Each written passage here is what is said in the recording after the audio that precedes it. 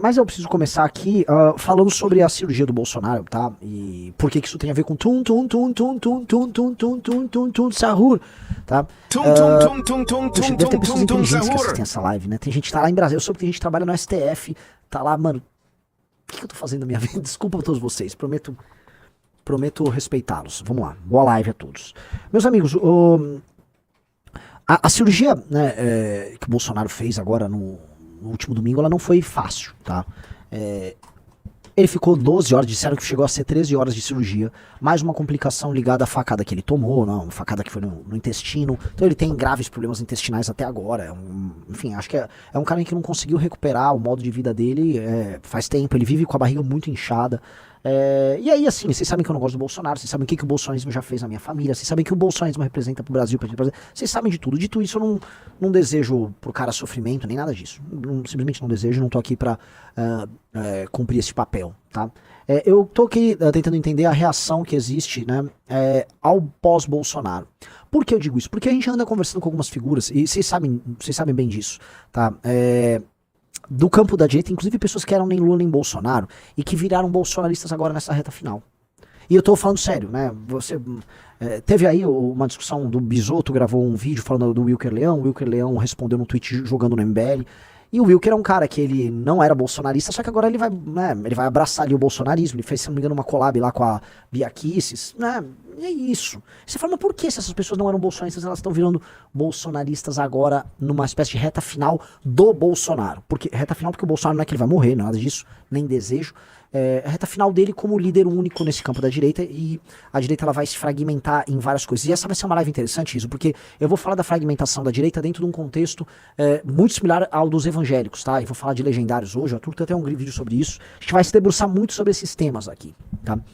Não só nessa live, mas o MBL, a Valete, nessas próximas dias e semanas. Vocês vão ver no nosso universo a gente fala muito desse tipo de assunto.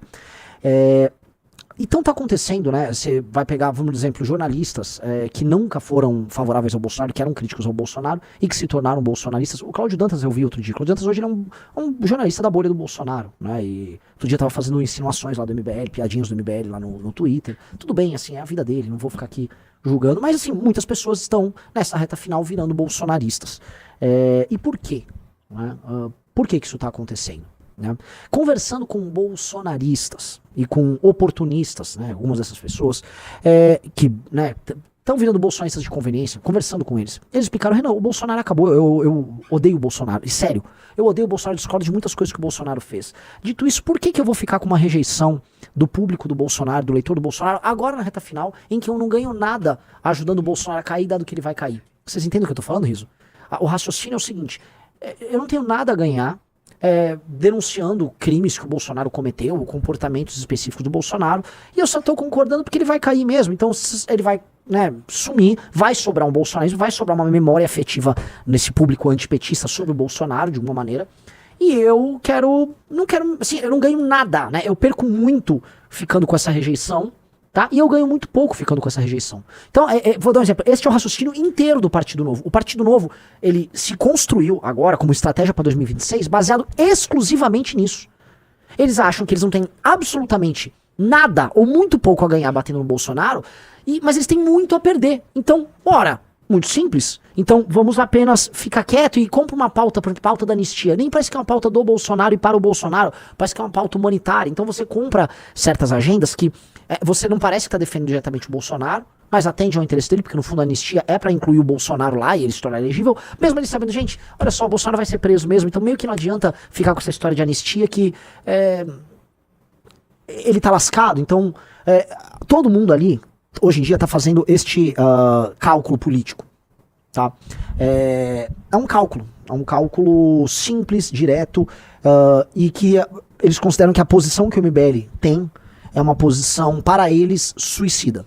É uma posição que é como se fosse um crocodilo, bombardino crocodilo, voando sem ter a bomba pra jogar. Aí aparece o tum-tum-tum, Sahur e te bate, entendeu? Bombardiro crocodilo. De novo? Bombardiro crocodilo. Entendeu? É uma posição estúpida, eles consideram. Tá? Uma posição que realmente ela cobra um preço muito grande e... Enfim, né? Ela ela é uma posição idiota. E assim, é isso que eu ouvi. E eu sei disso. Outro dia eu tava muito chateado, eu coloquei aqui. Eu até postei no Twitter, olha, a quantidade de pessoas que nessa reta final a gente vai descobrindo que nunca tiveram valor nenhum. E elas estão aí só pelo cálculo. É enorme. E é verdade, né? E muita gente ficou querendo falar, de quem você tá falando? De quem você tá falando? Cara, façam assim, né? É só vocês fazerem um cálculo, né? É natural que, assim, vocês entendam. Aí eu fui tentar entender o fenômeno, porque eu já sabia que esse fenômeno acontecia, mas esse é um fenômeno que tá cada vez mais generalizado. Os caras estão vendo assim, o Bolsonaro tá caindo, as pessoas tendem a ter empatia por quem tá caindo. Então vai haver um fenômeno meio que empático ao Bolsonaro nessa queda, e você simplesmente agora, no momento que o Bolsonaro cai, você se firma como alguém que, né, tava com ele e leva esse rescaldo de autorização bolsonarista. É bom te dar público, likes, votos, views, tá? Você leva esse pacote pra casa, certo? Para o MBL, porém, a gente não vai alterar nossa posição. E eu sou bem sincero, bem honesto. A gente não vai alterar a nossa posição, porque... Primeiro porque não faz sentido, porque é uma questão valorativa, sabe? Superar o bolsonarismo é uma necessidade se a gente quiser ter algo sério. Ao mesmo tempo, alguém pode objetar, de que adianta vocês tentarem ter algo sério se vocês não chegarão ao poder não sendo bolsonaristas, tá? Só que a recente ascensão de vários prefeitos populares, vocês devem ter visto, era um manga, pra citar um cara que eu falei aí, ele ganhou e foi popular usando redes sem precisar disso. Na verdade, existem muitos meios fora da direita ideológica de internet que lhe permitem ascender e ganhar eleições, e você ganhando eleições regionais, você ascende nacionalmente. E é uma das razões porque a gente montou um partido. O partido permite que a gente invista em quadros em escala, vamos dizer... nacional. São mais de 5 mil municípios que tem no Brasil, a gente pode formar líderes em todos esses municípios, você pode ter um processo de seleção natural com muito teste AB de modelos de crescimento, para além da polarização estúpida, forma vários líderes, e aí o partido permite que você tenha uma coerência nesse projeto, entenderam? Então, a gente acredita assim que esse sacrifício que a gente faz agora, significa que a gente firma uma posição com uma determinada geração, ou seja, existe uma geração, gente, millennial pra baixo, que, tirando aqueles caras que estão sendo enganados em igrejas e que acabam gostando do Nicolas por conta disso, tirando esses caras, essa galera não gosta do bolsonarismo. E assim, estatísticas eleitorais de aprovação mostram assim, que o Bolsonaro saiu muito mal aprovado com um público de 25 anos pra baixo, 30 anos pra baixo. E essas pessoas crescem, tá? E as pessoas mais velhas estão lá, né? Desproporcionalmente bolsonaristas, caindo nessas conversas mole. Então, eu acho... Tá? Eu acho que vocês vão entender aqui, que pra gente vale firmar a posição e vale um processo de negação total e completo ao bolsonarismo como fórmula. Porque o bolsonarismo como fórmula é uma fórmula esgotada. Agora, estou entendendo a estratégia que tá todo mundo ali adotando, né? É uma estratégia que nos deixa praticamente sozinhos nesse campo. Que é a estratégia de, agora não tem nada a perder, o cara já tá todo cagado, vai ser preso mesmo, ninguém liga, tá? Ninguém dá bola, então só pega, né, segura na mão de Deus e vai, né? Deixa aí o Bolsonaro na ladeira, a gente vai junto e a vida vai seguir. Então vocês entendem a posição que a gente tem aqui pelo MBL, tá? Ela não será igual a desse campo da direita. Na verdade, a direita tem um elemento novo, que eu acho que... Aí vou entrar aqui onde vocês vão entender boa parte do que a gente tá fazendo. Existe um novo instrumento de persuasão que não havia quando surgiu a direita na internet no Brasil. Esse instrumento de persuasão chama-se partidos políticos com fundo partidário eleitoral recheado, tá?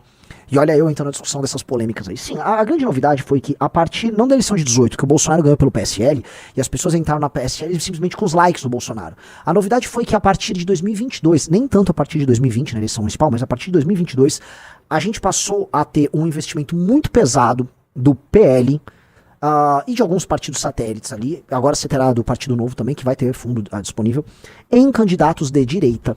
E aí você criou uma espécie de uma indústria de formação de quadros políticos que vai se utilizar dessa máquina e que você pega voto do bolsonarismo seguindo uma certa escadinha. Então você, por exemplo, começa como um ativista, fazendo coisas que o MBL já fez várias vezes, assim, grava uns vídeos na rua, desse vídeo na rua você se gruda num bolsonarista do teu estado, aí você vai falar com o PL do teu estado, o PL vai te oferecer uma vaga de candidato, você concorre em seus sonhos, você começa às vezes como vereador, ou começa direto como deputado, cresce no ranqueamento interno, vira um deputado federal, e você criou uma máquina, tá? E aí a gente precisa entender o PL como a principal máquina disso, uma máquina de pegar essa galera, joga pra dentro, faz fundo partidário, ganha com o fundo partidário, você também vem o fundo eleitoral, você reinveste em novas candidaturas e você cria uma espécie de um ciclo formador de lideranças de uma hipercompetição dentro da direita, tá? Tanto que eu falo, a gente tá formando um partido da missão, nós não podemos incorrer nisso. Então, o Partido Missão, eu já posso falar porque a gente encerrou agora as inscrições da Academia MBL, eu queria parabenizar os mais de 2.000 alunos que nós temos, palmas de novo. Vocês vão ter que. Ó, eu tô aplaudindo agora, igual um orangotango, assim, né? Porque eu vou ter que. Se preparem que vocês vão ter que trabalhar muito. Então a parte de comemorar e tal, ela vai terminar agora, tá? Agora o pau vai torar. O lance nosso o cara dessa live se rendeu ao bombardilho. Né? O que eu posso colocar pra vocês a gente vai formar e vai trabalhar com uma estratégia bem diferente dessa. A estratégia que a gente percebe que é a estratégia de direita hoje no Brasil é uma estratégia viciada, em que os candidatos são basicamente influencers toscos, com nenhum compromisso com nada, e eles são influencers toscos no conteúdo que eles produzem de rede social, e eles vão ser influencers toscos nos seus mandatos. Não à toa eu vi agora alguns dos maiores deles no Brasil, agora que tem mandatos de vereador, algumas verdadeiras excrescências em termos de mandato. E vocês podem pegar se os mandatos dos bolsonaristas de 18 a 22 foram uma bosta. E como é que tá sendo o mandato dos bolsonaristas agora, da turma que entrou em 22 pra cá? Uma bosta também. Me falem assim, pegue o maior deles, o Nicolas. O que tem de especial no mandato do Nicolas, tirando algumas lacradas? Tem nada.